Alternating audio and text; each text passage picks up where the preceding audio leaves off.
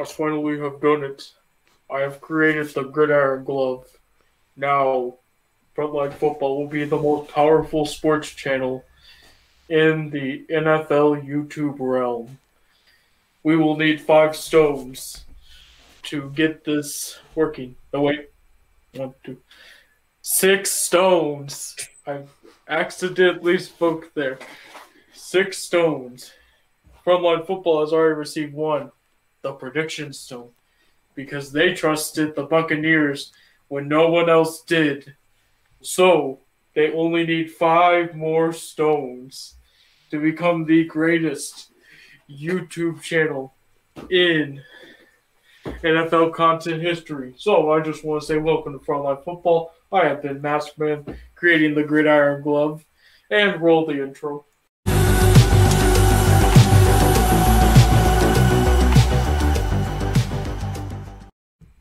Welcome back to Frontline Football, or if you're new here, welcome to Frontline Football. Well, we have some really good news today, starting off with a big story.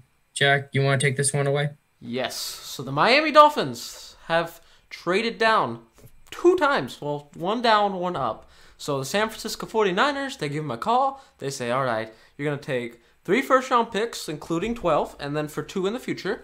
The Robert Saleh compensation pick they got from the comp pick equation, and they moved up to 3. Then Miami decided to call Eagles and use 2 first-round picks to get up to 6.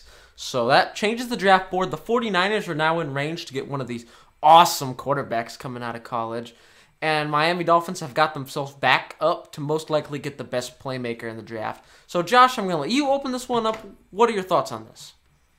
Okay, so with this, I've been hearing a lot of the Dolphins are the smartest franchise ever and all this stuff that may or may not be true. But first, great trade by the Niners. They really need their franchise quarterback. I am guessing that it will be Justin Fields at this point, and that Trey Lance will go with the next pick. So I believe that this will be Justin Fields to the 49ers. And then with the Eagles, you guys were just massive idiots. You guys could have gotten their 18th pick this year. You didn't choose to get that. So you gave up very good value for little to no cost. And one thing about Dolphins fans, here's the thing. Yes, you have all these picks, but did you remember who you got them from? O'Brien. He traded away Hopkins for a second-round pick. He's not an intellectual. So you beat a guy who doesn't even know how to trade in Madden correctly. So good job. But you guys better do something with these picks, because if you guys don't, you will be an embarrassment to everyone. And no one will let you regret this, or no one will let you forget this. So I will hand it off to Jack for his take. So there's 3 teams and 2 winners, in my opinion, 1 loser. Let's go over winner number 1. That's the San Francisco 49ers. Here's the reality about this draft. It is freaking stacked to the brim with QBs. There are going to be 5 going in the top 20, and then there are a couple solid ones going in the second and thirds, in Kellen Mond and Kyle Trask. So what San Fran needed a franchise quarterback. So this is your perfect opportunity. You're going to get up to 3 in a super stacked QB class. Trevor Lawrence is going to the Jags. That's a done deal. Zach Wilson is pretty much a Jet. It's getting to that point. It's not as confident as like a Trevor lock, but based on all the stuff that's going on, it's probably going to be Zach Wilson to the Jets, meaning you're going to get Justin Fields, who is amazing, and with no Trevor Lawrence, he's probably the first or second best QB on the board. So that's very good. And then apparently they're keeping Jimmy G, but that's probably a lie. I don't believe that. But Justin Fields in the San Fran system is going to be deadly, and they're finally going to get a franchise quarterback so they can compete with the division of Stafford, Russ, and Kyler, so they can be on their level. The second winner is the Dolphins. Picks for days. But can't mess it up now. You're going to also, you freaking screwed the Eagles out of it, so you're going to get the best playmaker in this draft, because 4 quarterbacks are going top 4. It's going to be Trevor, Zach, Fields, Lance, and then the Bengals probably go with Big Penny to protect Joe Burrow, meaning you're going to get Tua, the best playmaker in this draft, whether that's Kyle Pitts, Jamar Chase, Devontae Smith, etc. You can do whatever you want with that. That gives you flexibility. It also means no more excuses for Tua. He's going to perform when he got a Jamar Chase or a Kyle Pitts or a Devontae Smith in his corner. And I do have confidence that was a good move. You got the bunch of first. You weren't taking a QB at 3. You might as well get it, and you still get the playmaker you wanted anyway, but now you have 2 extra first on top of that. Now, Philly. I don't like this for you. What are you doing? Kyle Pitts, Jamar Chase, and Devontae Smith are all super duper talented, and you don't know what you're gonna. You could be picking at 1 for all we know, and then you're gonna have to spend it. You don't have a big weapon now. You've missed out. You traded yourself out of the best weapons in the draft. Like, you walked away from them. You could have had a Kyle Pitts. You could have had a Devontae Smith. You could have a Jamar Chase. The extra first is not worth it. Miami's going to be a relatively good team. You're going to be picking in the mid-round, 18 to 24 kind of thing. This doesn't make sense. You should have just stayed put and get the best weapon on the board in your eyes. What are your thoughts on this, Zach? All right, I'm going to talk about the Eagles first. The 2 best wide receivers that they could take now are, if they want to reach for him, Kadarius Toney. No, you don't do that. And the other receiver, if he falls this low, Jalen Waddle. Because Jalen Waddle had injury problems, and that's making some people like Caleb Farley had injury problems fall, and they're falling very low. And I think that maybe Jalen Waddle will fall.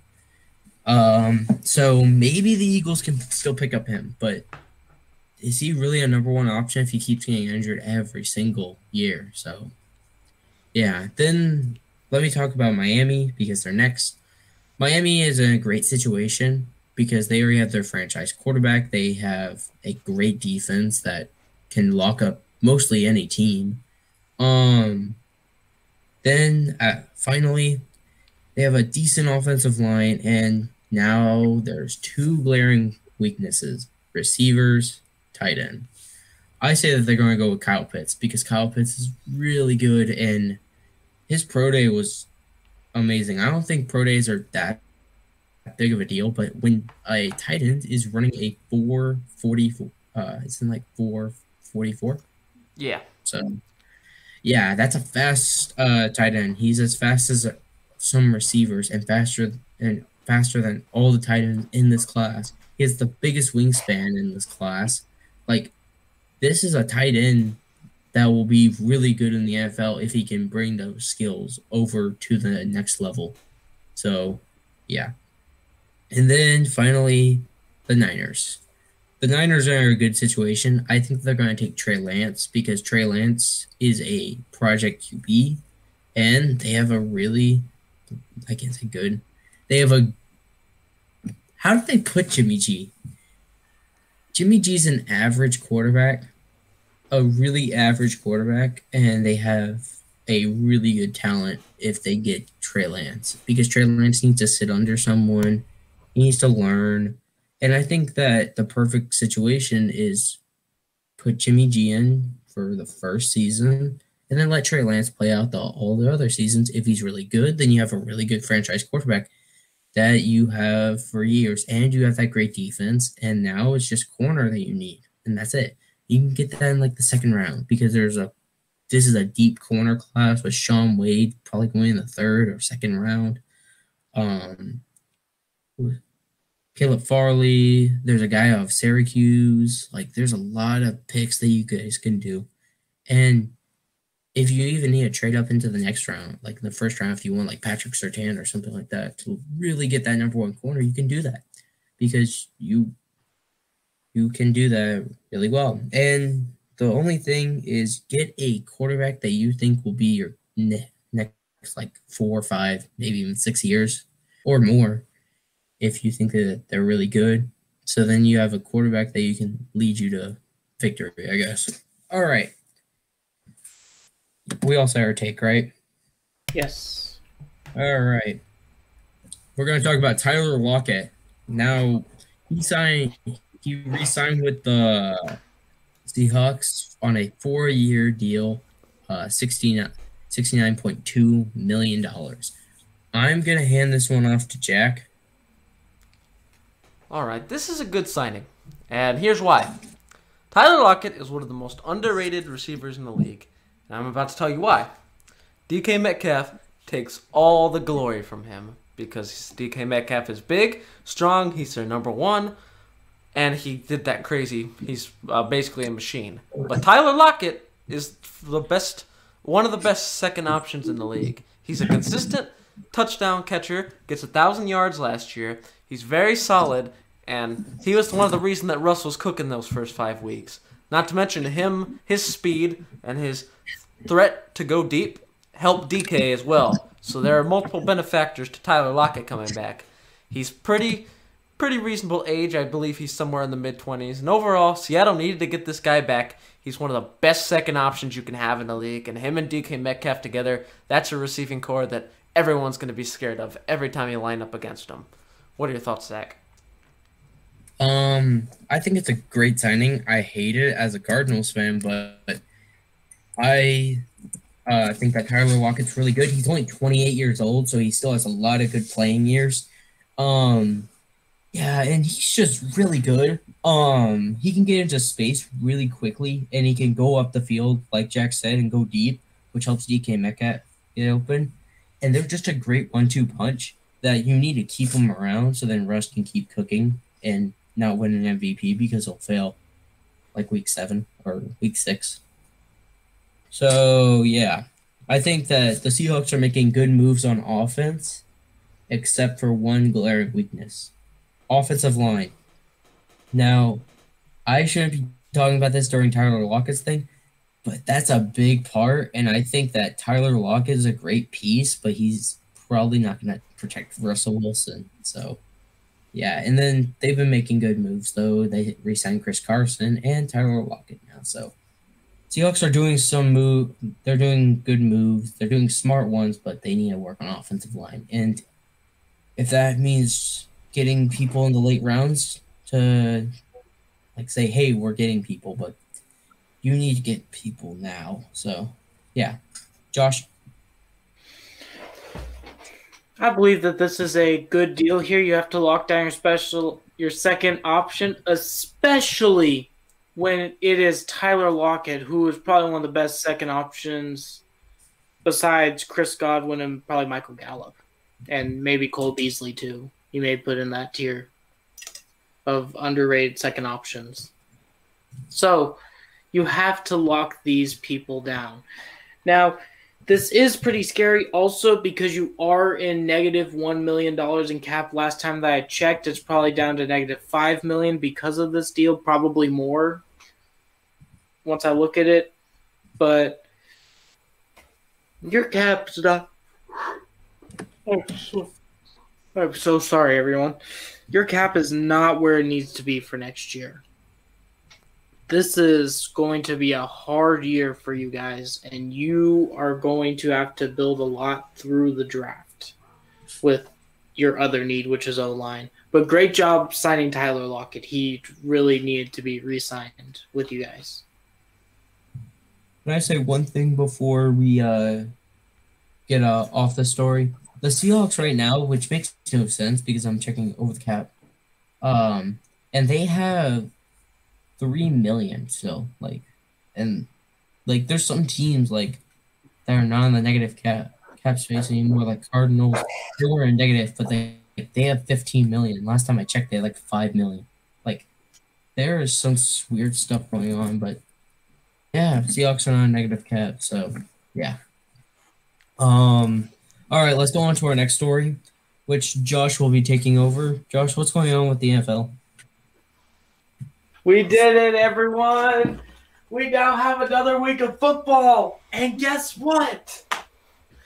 We have also done something amazing, too. We have one less preseason game now. So let's freaking go. It was just announced today that the NFL is going to have 17 weeks of football with one bye week. That makes 18 whole weeks of football. So now, Super Bowl 56. You might be wondering, when is it going to be scheduled? It is going to be scheduled February 13th, 2022. Mark down your calendars because it's going to be a show. So, you might be asking, Frontline Football, what are these matchups that are going to be planned? Well, it is going to be between the team with words today. The added game, this is from the NFL Instagram. The added game will feature the team from the opposing conference that finished in the same place within their division the previous season. So that basically means if you're in the AFC East and you're third place, which would be the Patriots, you would then play the third place from the NFC East. And that's how the schedule was decided. So the games will be Packers, Chiefs, Bears, Raiders, Vikings, Chargers, Lions, Broncos, Seahawks, Steelers, Rams, Ravens, Cardinals, Browns, 49ers, Bengals, Saints, Titans, and Buccaneers, Colts, Panthers, Texans, Falcons, Jaguars, football team, Bills, Giants, Dolphins, Cowboys, Patriots, oh no. And finally, Eagles, Jets will be the matchups for this year's Week 17. Let's go. So, I will hand it off to Zach for his take on the story. Well, there's exciting games here. I'm really excited about the Cardinals Browns. It's Baker Mayfield versus Kyler Murray, 2 Heisman winners, and went to the same school. Another team is the Jets. I like the Jets-Eagles game. I think it'll be a really good show if the Jets draft Zach Wilson. It'll be Zach Wilson versus Jalen Hurts. If Jalen Hurts is starting and the Eagles want to keep going with him. Another good matchup, I think, is going to be Chiefs-Packers. They have a really good – those teams are just really good, and they're usually both the first seed. So having them go against each other, that'll be some nice star power that Aaron Rodgers and Patrick Mahomes will cook up. Football team, who are they facing again? The football team is facing the Bills. I think that'll be a great matchup. Football team has a great defense, while the Bills have a great defense. The football team we need to work on offense over this draft, but defense is looking solid, and that's going to be a really good matchup. And then I think that's mostly it for my matchups that I can remember from Josh's list. So I'm going to hand this one off to Josh. What's your take? Okay, so with this, I will be going through some of the big name matchups here. So first, we have Packers-Chiefs. This will be a good matchup. A bunch of people were predicting it to be the Super Bowl. Unfortunately, that is not the Super Bowl that we got. Fortunately, Patrick Mahomes lost, so whenever that happens, it's always good here at Frontline Football. Next is the Cardinals-Browns. That will be a good matchup because I believe that the Browns will probably win this game, but the Cardinals will put up a fight. So it's going to be a good matchup in Cleveland, so you better tune in and see some fireworks fly. So, next I will go to the Panthers-Texans. This may be a Deshaun Watson revenge matchup if the off-the-field issues are proven to be false. We do not know anything about that. Everything is circumstantial, and we will not talk about it again because we do not want to be demonetized or even banned from YouTube. So we'll just quit talking about that. So Panthers-Texans, that will be a really good game and very fun to watch to see Tyrod Taylor versus Teddy Bridgewater or Deshaun Watson, depending on who will be the quarterback then. And then finally, we have the toxic fan base versus the toxic fan base. Cowboys-Patriots. We get to hear 2 past their prime dynasties get to trash talk each other about their former wins. It's going to be an amazing week at the NFL. So you better be strapped in and ready to go, and I will hand it off to Jack for his takes.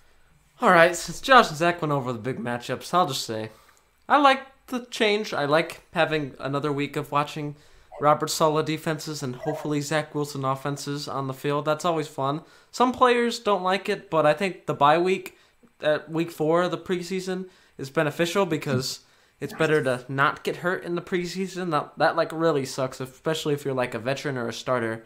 The preseason is not the place to get hurt, so that's one less preseason game, so it's more entertainment and more money.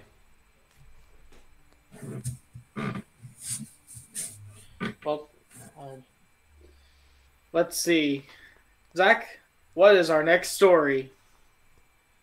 All right, our next story is the NFL draft. Jack, you want to talk about this? Yes, so we have an NFL draft update here, our first one of the year. Trevor Lawrence will not be attending the draft, and I think it's time we address the Jets' civil war. I'll open this one up. So first off, the Trevor not attending the draft, not super overthinking it. I don't think it means much. Baker didn't attend the draft, I believe, either, but he's going to be a Jaguar by the end of it. And now it's time to talk about the Jets civil war, because some of you folks seem to think that Sam Darnold is going to be our quarterback next year, and I'm here to tell you in a very mini way why you're wrong. I may go into it more detail in a video in the future, but 1, Sam Darnold's the 35th ranked QB in the league last year. Joe Flacco outplayed him significantly every time he stepped down the field. And 2, and finally, most importantly, he's going to cost $18 million to play bad. What sense does that make? And you're sitting at 2. Please just draft a quarterback. You reset the clock.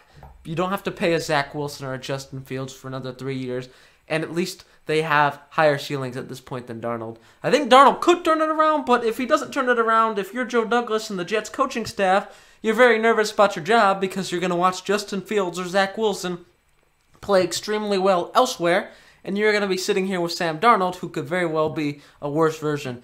I don't think he'll get worse than Adam Gase, but that's not the point. The reality is, we cannot keep Sam Darnold because, for one, he has less upside than a rookie, and he is significantly more expensive than a rookie. That's enough said for now. I'm going to go into more detail on this argument at some point, but that's a story for another day. So, Josh, what are your thoughts on this?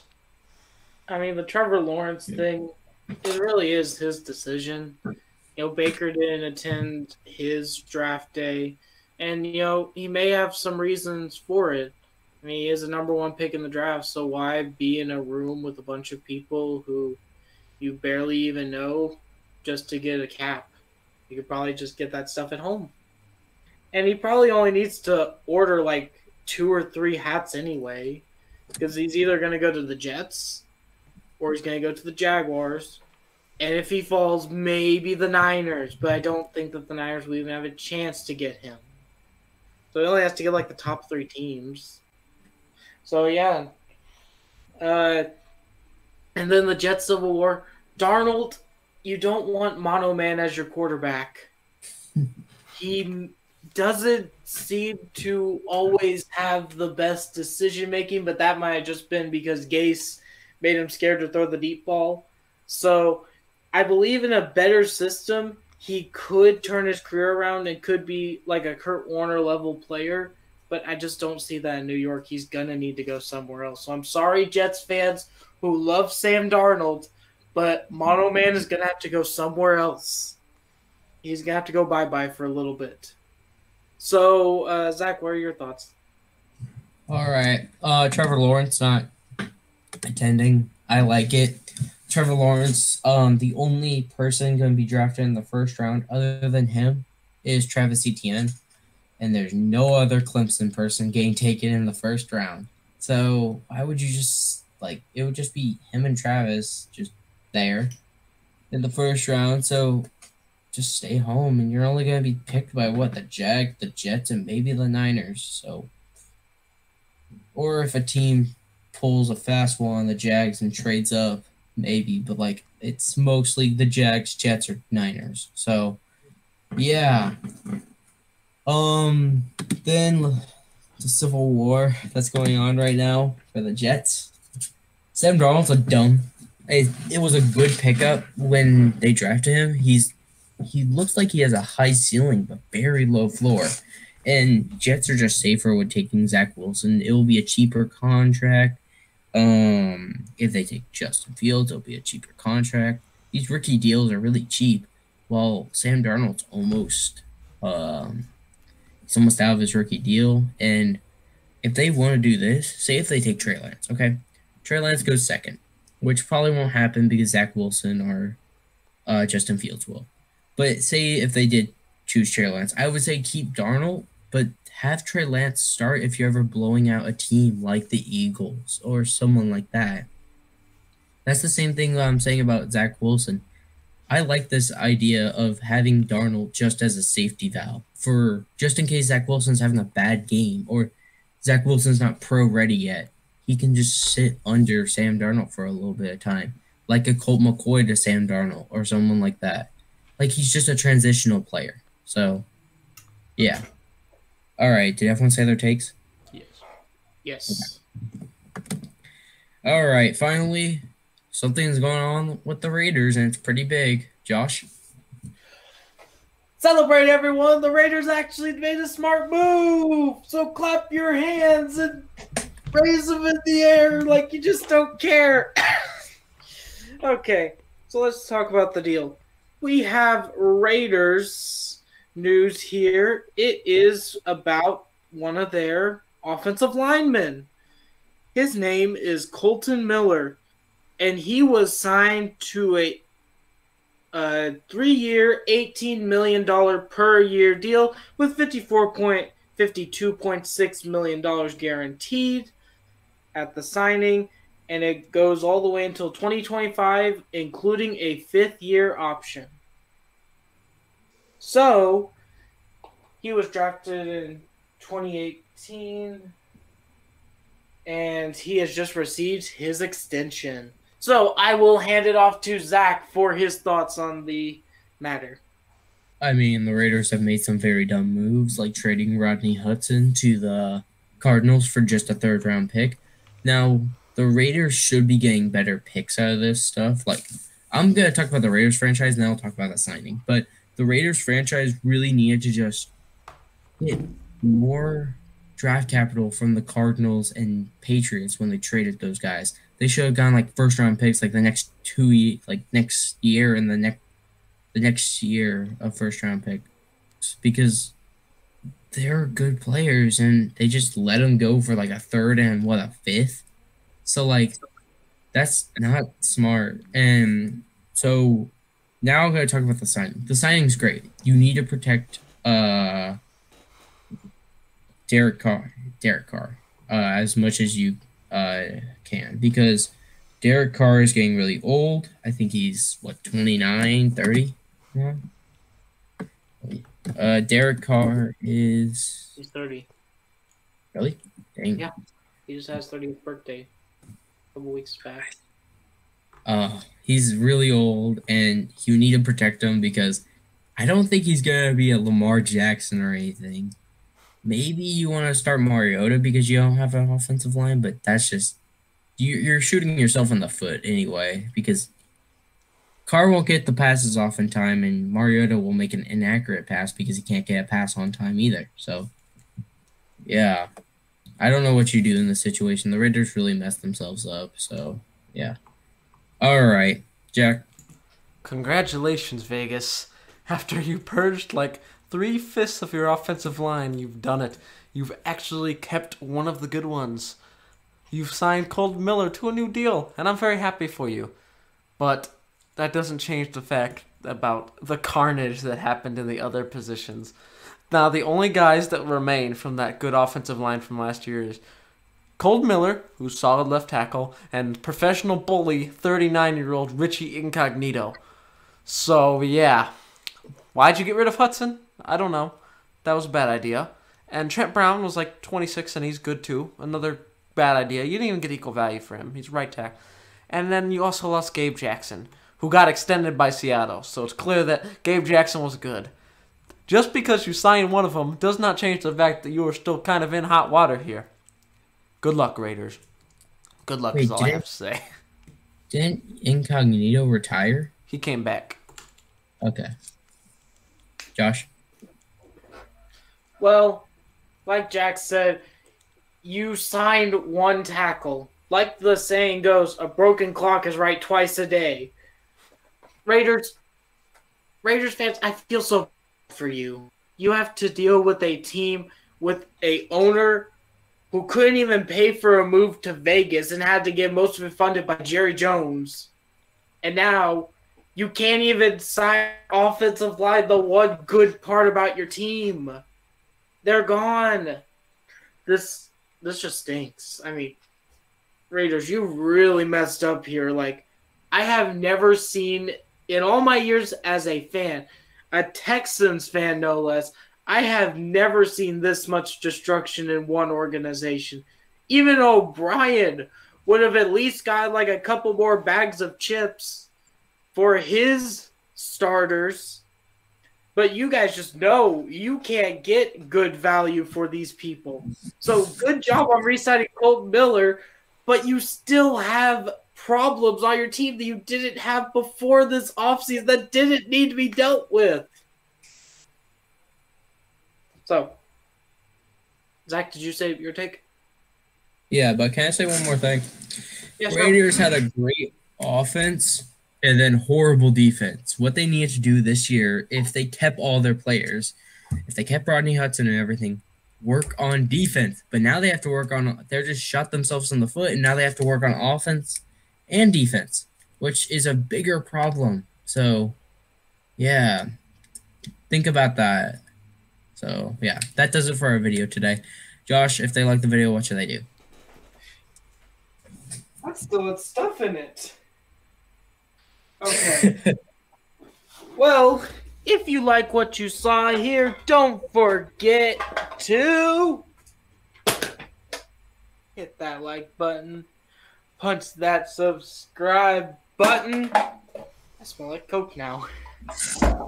And turn on that notification bell, because when you turn on that notification bell, hit that like button, and hit that subscribe button, you become a part of the Frontline Football fan base. Now, you might be asking, what is the Frontline Football fan base? The Frontline Football fan base is a group of people, a group of great people, no less, who have bunches of football knowledge because they watch us every Wednesday and sometimes Thursday, sometimes Friday, and sometimes Sunday. It just depends on when we post.